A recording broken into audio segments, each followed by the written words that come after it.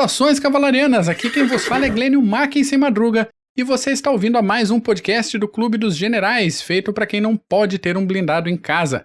Ao meu lado, pelo menos virtualmente, o professor e analista de defesa Renato Paulus Kloss. Como está, Paulus? Tudo bom, meu querido Glênio? Nosso querido Von Mackensen, saudações CGanas. Já estamos em março de 2021.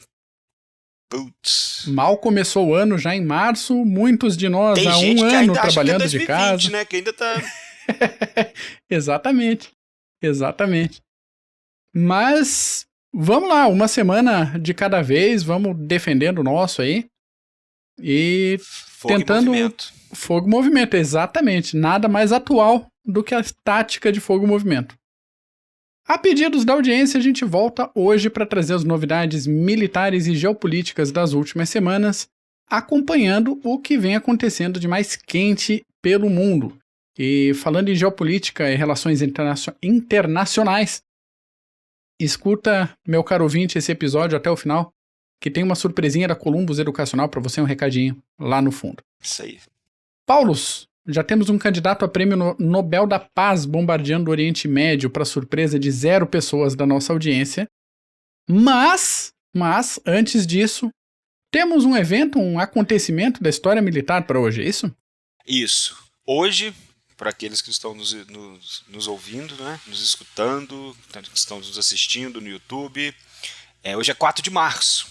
Em 1238, os mongóis, sob a liderança de Batucan, derrotaram o príncipe Yuri II de Vladimir Suzdal. Isso aí deu início a 200 anos de dominação mongol da Rússia e Ucrânia. Então isso foi em 1238. Acho que vale a pena. Nós vamos soltar um CGCast, tem que ser sobre... Carnudo, né? A expansão dos mongóis. Sensacional, uma máquina de guerra poucas vezes vista na história. Poxa, se for falar da tecnologia, os sinais, bandeiras de comunicação, mobilidade, cobriam 160 quilômetros em um dia. Cada soldado tinha 4 cavalos, então é sensacional. Nós vamos fazer isso aí. E aquele papo de ninguém invade a Rússia, como é que fica? Vararam do começo ao fim. Foram lá por trás e chegaram lá na frente. Aí depois eles pararam. Vai vir pro CGCast. Nós vamos fazer. As expansões mongóis já tá passando a hora. Bom, Mac, hoje nós vamos trazer uns pontos aí. Uns nós citamos no último episódio dos conflitos de 2021. Então, para aqueles que achavam que, poxa, 2021 vai ser um ano de paz. Morninho. Talvez 2022. Esse parece que não. Pelo que está acontecendo aí. Bom, primeira notícia, nós separamos 4 pontinhos que nós vamos falar aí. Falando do Iêmen, nós vamos falar do Iêmen, sobre o fronte de Marib, Israel, sobre Damascus. Nós temos também o golpe de Estado em Mianmar, que nós comentamos, o Mac comentou no último episódio. Agora nós vamos meio que dar uma explicada rapidamente, o motivo dos militares terem dado um golpe de Estado. Então vamos lá. Primeiro, teve gente que achou, Mac, que os Estados Unidos, com Joe Biden, iria mudar totalmente a estratégia no Oriente Médio, os últimos presidentes bombardeando a Síria. Poxa. Estimulando a máquina de guerra. Isso, movimentando precisava de um pessoal mais pacifista no governo. Mudar, ia ser uma guinada, né? Ia mudar tudo. Pois bem, 2 F-15 dos Estados Unidos lançaram 7 mísseis de precisão no dia 25 de fevereiro, perto de Damasco. Na verdade, me desculpa, não perto de Damasco. Na verdade, esse ataque foi perto da fronteira com o Iraque. Boa. Esse ataque foi uma resposta. Eles atacaram um hub logístico de forças de milícias pró-Irã, então xiitas. Eles atacaram com esses 7 mísseis, uma pessoa acabou morrendo, alguns feridos, que você sabe. Mas os Estados Unidos, o Pentágono, falou que isso foi uma resposta militar proporcional, porque dia 15, se eu não me engano, algumas semanas para trás, foi atacado uma base americana em Erbil, no aeroporto de Erbil, no Kurdistão, e um americano morreu. Então, essa foi a resposta. Então, para aqueles que achavam que, poxa, vai mudar, não mudou não. Algumas coisas, na verdade, algumas coisas mudaram, mas no geral continua atacando, continuam defendendo a posição que os Estados Unidos, a nova liderança continua defendendo os interesses dos Estados Unidos. Então, nisso não mudou. O que mudou? Pois bem, Biden falou que ia ser diferente, né? Não ia ser que nem o Trump. Então, certas coisas mudaram. Por exemplo, o Pentágono, o governo americano, agradeceram o Iraque pela ajuda, pela inteligência, os dados que eles passaram, alguma inteligência para esse ataque. Eles agradeceram os iraquianos. Foi em solo sírio o ataque, mas Respinga, não né? teve. Oi? Respinga Exatamente. Influência. Então o Iraque falou, tudo bem, não vai ser aqui no Iraque. Mas o interessante que nós temos que prestar atenção nesse ataque foi que houve uma consulta aos parceiros da coalizão antes desse ataque. Não é à toa que o Iraque deu as coordenadas. Mas essa é a primeira mudança. Primeiro, a liderança anterior com Donald Trump atacava quem quisesse, na hora que quisesse e não perguntava a ninguém. Agora já há um trabalho em grupo, vamos dizer assim, né? Os Estados Unidos, eles consultaram os outros aliados antes. E outra coisa que nós devemos prestar atenção também, que isso foi até uma mensagem para o Irã. Uhum. Foi a resposta, mas o que acontece? Nós estamos sentando na mesa de negociações, nós queremos voltar de novo no programa nuclear iraniano, o Biden pensa em tomar outra direção que o Trump tomou, mas os Estados Unidos vai continuar defendendo os interesses dos Estados Unidos na região, não vão deixar de defender. Uhum. Então, essa é a diferença. Então, nós vamos ver aí, acredito que os Estados Unidos, a liderança dos Estados Unidos vai continuar a atacar o Oriente Médio, vai continuar a meter o bedelho, a sua diplomacia. Essas semanas para trás, eles condenaram o Egito em relação aos direitos humanos, mas um pouco antes vendeu 200 milhões em armas para o Egito. Então, algumas horas antes, no caso. Então, não vai mudar nada, apenas algo um pouco diferente daquela loucura que o Trump fazia. Porém, não demorou muito não, foi rapidinho. Não, e o retorno desse bombardeio também não demorou. Ontem, no dia 3 de março, 10 foguetes atingiram a base de Ain al-Assad, no Iraque, que é uma das últimas bases com tropas americanas na região.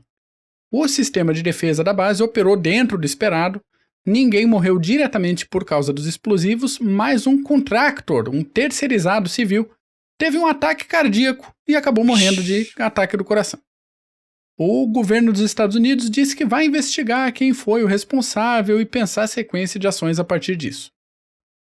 Então a gente tem um ataque, daí o ataque que foi a resposta do ataque, agora a tréplica do ataque, e aí a gente tem pequenas mordidas aí, uma expectativa se isso vai escalar para movimentações mais intensas ou se vai ficar em foguete para cima, foguete para baixo. É importante não baixar a guarda nessas horas. Você precisa não deixar impune cada ataque. E o Irã sabe disso. O Irã sabe que ele vai sofrer consequências, mas ele não pode simplesmente se negar a atacar e abaixar a cabeça. Então, continuaremos a ver ataques e contra-ataques aí. E mantendo, de preferência, a proporcionalidade da ação, né? Que é uma regra o nível é o mais mesmo. ou menos respeitada aí, exatamente. Se você extrapolar, eu também. Exato. Descendo agora a Península Arábica, a gente continua com a confusão do Iêmen, que a gente cantou a bola também no outro episódio. Cantamos. E só esquenta lá, né? O Iêmen... Quantas vezes nós já falamos do Iêmen? Nós temos um CGCast do Iêmen. Hum. Não é? Toda vez que falamos da situação geopolítica, sempre citamos o Iêmen, citamos em 2021 que estava longe de ter a paz lá, e nós citamos o fronte de Marib. Isso é uma província, ali quase que no centro do Iêmen, e nós citamos no episódio anterior que essa região possui algumas vantagens, como a infraestrutura energética e petrolífera. Então, aquele que conseguisse pôr as mãos na região ia ter um lucro tremendo. E que nós citamos aquela ideia de Tucídides, que guerra é dinheiro e bom senso. Você precisa de dinheiro, senão o poder em si. Então, já falamos 1000 vezes, Meg, mas vamos falar de novo. Iêmen, o que aconteceu? Depois da Primavera Árabe, houve um fracasso na transição de poder, eles tiraram o Abdullah Saleh, entrou o Mansur Hadi e continua brigando. E nessa transição de poder não houve uma estabilidade que eles estavam esperando. Então, continua essa guerra civil até hoje. Então, já são 6 anos que os Houthis estão brigando. Os Houthis, vamos lembrar, os Houthis apoiavam Saleh, mas Saleh morreu, se eu não me engano. Agora me fugiu. Mas do outro lado nós temos Mansur Hadi, as forças separatistas do sul, Arábia Saudita, tinha os Emirados Árabes Unidos que pularam fora, enquanto que o Irã apoia os Houthis e as forças leais a Saleh, que eram leais ao Abdullah Saleh.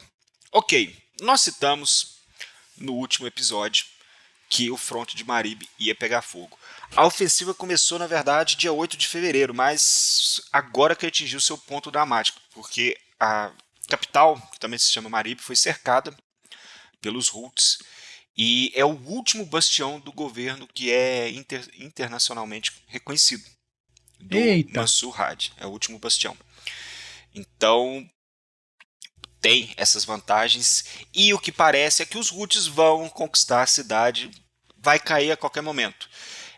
Agora nós temos 2 possibilidades. A primeira é aquele complexo de Napoleão. Os Houthis podem, depois da queda de Marib, tentar conquistar outra província. Eles estão agora perto da fronteira com a Arábia Saudita, então eles podem levar ataques na fronteira, em território saudita, ou eles podem, por exemplo, atacar outra cidade, como, por exemplo, Sheba, que é uma cidade onde provavelmente as forças leais ao governo do Mansur Hadi irão fugir.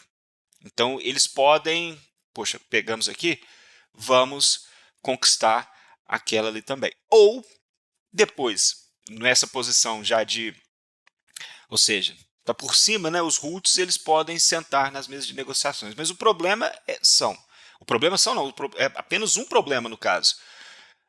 Os árabes, os sauditas, mas o governo de Mansur Hadi, eles estão em desvantagem. E ninguém gosta de sentar em mesa de negociação em desvantagem.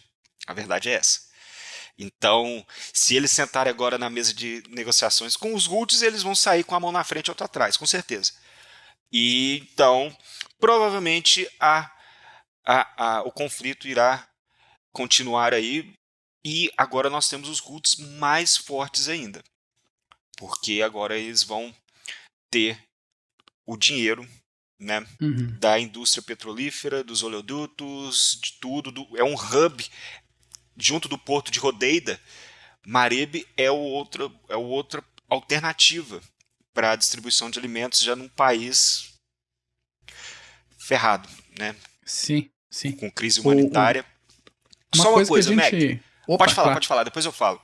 Não, pensando naquele primeiro episódio que a gente fez mais completo sobre o Iêmen, que a gente comentou que uma das complicações é que nenhuma das forças de combate da região tinha poder suficiente para dobrar as outras, e daí o atrito ficava indefinido. Sim. Aparentemente isso tá mudando um pouco, né? Os Houthis avançando e tendo essa fonte de recurso aí, talvez a situação, pelo menos a médio prazo, tenda a estabilizar. Sim. Nós temos também o Biden, que tirou o rótulo, né, vamos dizer assim, de terrorista. Isso deixou eles com vamos dizer assim, o humor, eles estão mais, possuem mais motivos para atacar. O psicológico deles nunca esteve tão bom, vamos dizer assim. E olha, essa é clássica, Mac, para aqueles que estão nos assistindo, nos ouvindo. O que o governo iemenita está fazendo? Mansur Hadi atacou outra frente de batalha para ver se dá uma esticada nas forças Houthis, ver se dá uma desafogada. Em Marib, atacaram em Taiz, que é uma cidade, se não me engano, acho que é mais ao sul, para ver se desafoga, porque vai cair a qualquer momento. E o que eu queria mencionar, Mac, é que, poxa, já são 6 anos que os Houthis estão levando bomba na cabeça dos sauditas. Vamos lembrar da operação Restore Hope, se eu não me engano, que era restauração da esperança, restaurar a esperança, enfim. Os Houthis, depois de 6 anos apanhando só através da insurgência, hoje a maré, como você disse, parece que virou.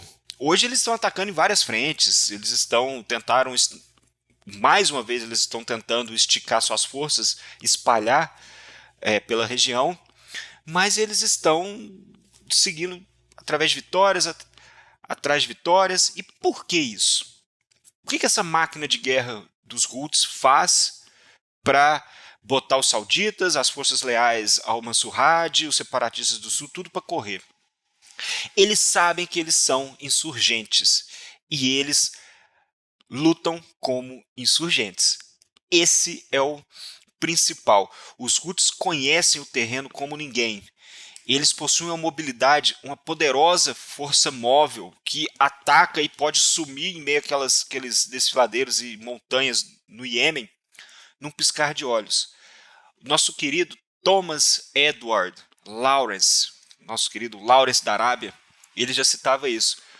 Os insurgentes, eles precisam aplicar alguns princípios, como, por exemplo, tratar bem a população, uma força móvel e poderosa, inteligência. O que eu falo é sempre você ter uma comunicação, você sempre ter os dados do seu inimigo, e isso te dá uma vantagem enorme no campo de batalha. E é isso que os Houthis vêm fazendo.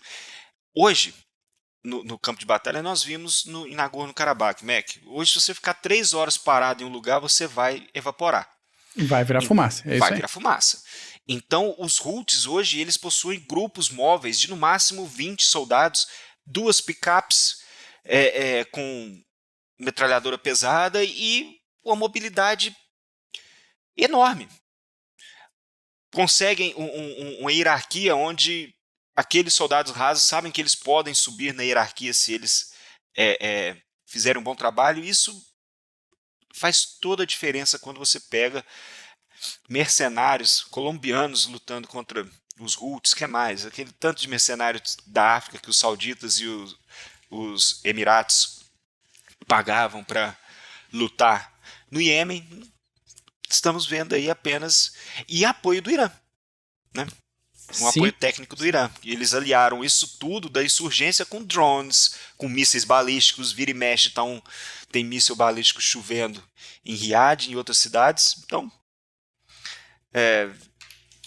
eles estão por cima, vamos dizer assim. Eu ia falar, mas é palavrão, depois fica desmonetizando a gente aí, é sacanagem. Não vamos falar palavrão, não. Brincando. Tá certo, tá certo. Mas eles estão... E com isso, voltamos a afirmar: a paz está longe de ocorrer no Iêmen. E a hora que chegar, vai ter todo um trabalho de reconstrução do país que está no farelo. O país está totalmente destruído. Totalmente. Bom, saindo do Oriente Médio, saindo da Península Arábica, passando Afeganistão, Paquistão, Índia, Bangladesh, como é que está a situação em Myanmar? Myanmar. Nós podemos chamar de Birmânia, Mac, também, você sabe? Olha, eu acho que o nome, pelo menos até a última vez que eu vi, o nome oficial é Myanmar, mas o idioma continua sendo birmanês, tradições birmanesas, então... tem Burma também, né? Mas não sei se é em português. Enfim, como todos viram, você citou no último episódio, ocorreu um golpe de Estado em Myanmar. Então, e as imagens que chegam de lá são bem desesperadoras. Eu vi policiais batendo em equipes médicas. Sim, Então, sim. nós já temos 1.700 pessoas detidas, mais de 50 mortos. Isso aí deve ser uma fração pequena do que deve estar ocorrendo até agora. Porém, protestos em meio ao coronavírus, a população está indo protestar contra o golpe porque sabe que estão surrupiando a democracia lá em Mianmar. Mas vamos De explicar novo. mais ou menos... Oi? De novo. De novo, exatamente, de novo. Muita gente fica, poxa, tá acontecendo isso, mas a população fechou o olho com os Rohingyas, tal. Cada ano, como se diz, um evento. Os Rohingyas ainda estão numa situação bem crítica em Mianmar, e agora a população está vendo na própria pele, o resto da população, que é viver numa ditadura, sobre um estado policial daquela forma. Vamos explicar rapidinho o que aconteceu. Vamos lá. Os militares deram o golpe militar, foi no dia 1º de fevereiro. Eles prenderam a Aung San Suu Kyi, o nome é difícil. Nomezinho, hein? Isso. Eles prenderam ela junto de outros líderes que foram eleitos democraticamente. O exército vem alegando que houve fraude nas últimas eleições, então por isso ocorreu essa transição de poder, segundo o exército. Transição de poder. Ocorreu eles anunciaram na televisão, no canal do exército, que ocorreu, na verdade, o poder foi entregue ao comandante-chefe das Forças Armadas. Claro. Aí nós já conhecemos. Quantas vezes nós já falamos aqui, nós sabemos muito bem o que aconteceu. O golpe de Estado, ela exortou os seus partidários, escreveu uma carta falando que se os militares tomarem de fato o poder, irá ocorrer outra ditadura, mas por enquanto o exército anda decidido, já trocou mais de 24 ministros, então já fez a limpa, parece que chegaram para ficar. Então, desde 1º de fevereiro ocorrem esses protestos lá em Mianmar. E isso é um caminho muito perigoso, Mac, porque eles, pelo que parece, eles não querem negociar com a Aung San Suu Kyi. Eu vou precisar dar esse nome, é difícil. Eles não querem negociar com ela. E ela ganhou as últimas eleições de forma esmagadora, e o exército ficou ressentido, já explicando por que ocorreu isso. Nessas últimas eleições, o partido dela se deu muito bem, enquanto o partido do exército se ferrou.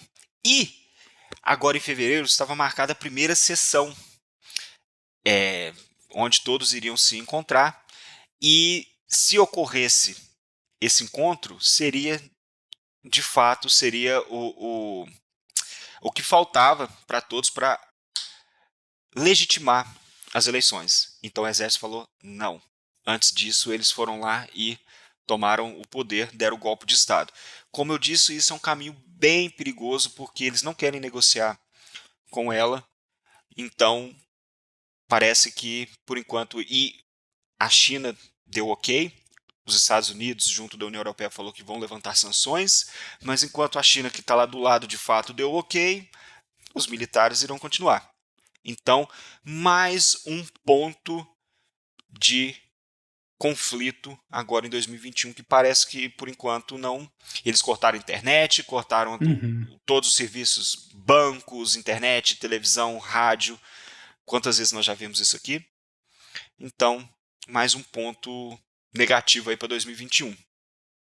E mais um ponto que vale ficar de olho, porque tem vários locais ali nessa região do Índico, Indo-Pacífico, que talvez possam seguir por um caminho parecido. Sim.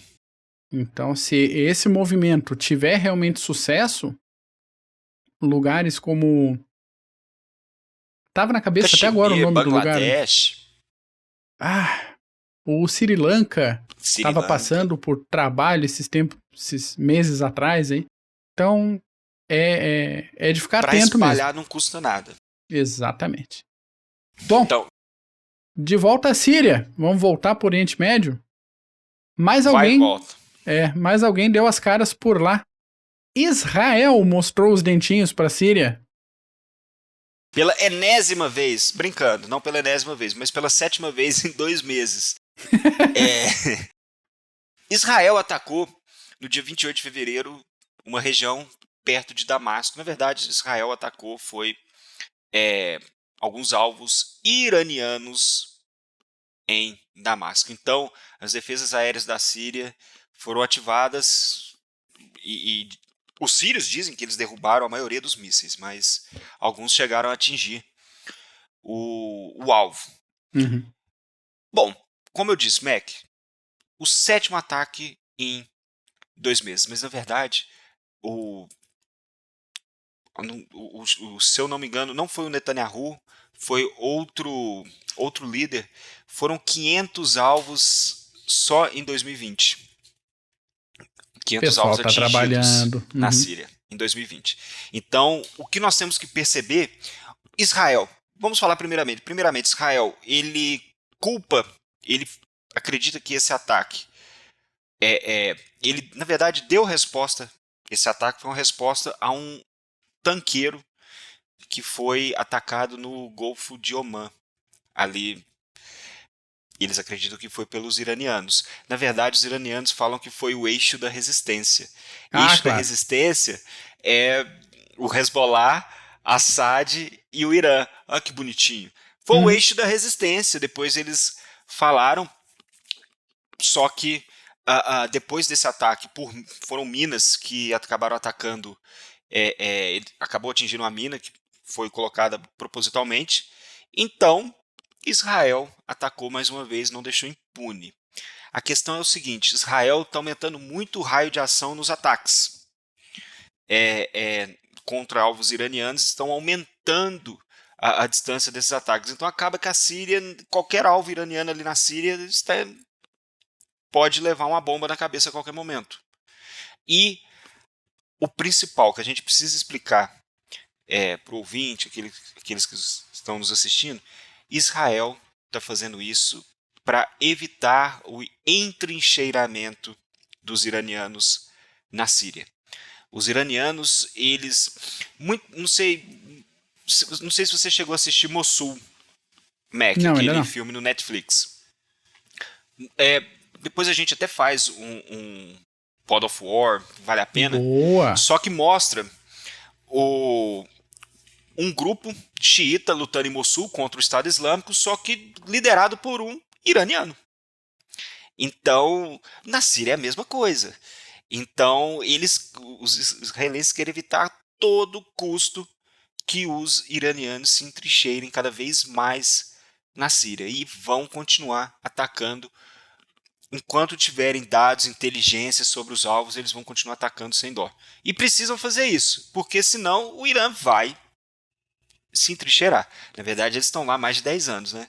Então, 10 anos agora, na verdade, com o início da Guerra Civil da Síria. Então, esse foi o 4º ponto que nós trouxemos aí. Isso é quase que uma sequência. Nós falamos dos pontos que iriam pegar fogo em 2021 e falamos que, olha, infelizmente, a paz em certos locais não irá ocorrer. Isso é uma sequência e mostra que 2021 vai ser bem pesado em certas regiões. Iêmen, Síria, Mianmar e terá mais, infelizmente. Ponto comum também é essa situação de estado falido, né? Não tanto no caso de Mianmar, mas Iêmen, Síria, quando você não tem um poder estabelecido, alguma coisa que dê estabilidade para o país, para entrar aliado de um lado, de outro, grupos terroristas na região e fica fracionado o território até a coisa estabilizar, gente. Hoje, esse episódio nós estamos falando especificamente dos Houthis e do governo leal ao Mansur Hadi, as forças leais, ao Mansur Hadi, em Marib. Mas o Iêmen, nós falamos no último episódio, tem Al-Qaeda. Então não é mais não existe mais uma briga entre 2 polos ali, são vários. E cada vez o país fica mais fragmentado. É aquela velha história. Eles dizem que os sauditas usaram aquele dividir para conquistar. Você divide todo mundo e depois você conquista. É o lógico. espelho do Irã, é o espelho do Iêmen, perdão. É o espelho Exato. do Iêmen hoje. Uhum. Exatamente. É isso. Então, por hoje, agradeço a você, ouvinte, por acompanhar a gente até aqui. Se você gostou desse episódio, acha que mais alguém pode se beneficiar dessas informações, compartilhe esse episódio por aí, espalhe o podcast do Clube dos Generais. Paulo, meu caro, muito obrigado pelos apontamentos histórico-militares de hoje. Um abraço para você, ouvinte, e até semana que vem. Até semana que vem.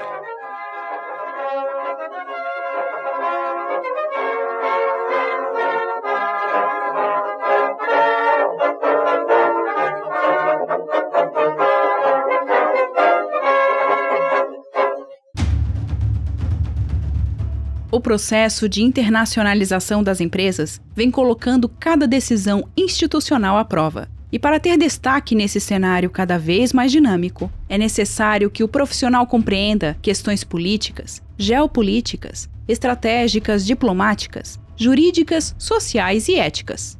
Nesse sentido, a Columbus, pós-graduação de alta performance, promove o curso de Relações Internacionais e Diplomacia Empresarial. Este curso é coordenado pelo professor Marco Túlio Delgobo Freitas e é voltado para profissionais que trabalham em um contexto internacional ou queiram atuar na área de relações internacionais. Se a sua área de atuação for direito administrativo ou gestão estratégica de marketing, a Columbus também tem cursos de pós-graduação que vão te ajudar a desenvolver habilidades e competências para sair na frente como um profissional completo e dinâmico. Acesse o site columbuseducacional.com.br. Informe que conheceu os cursos através do podcast Clube dos Generais e garanta 10% de desconto.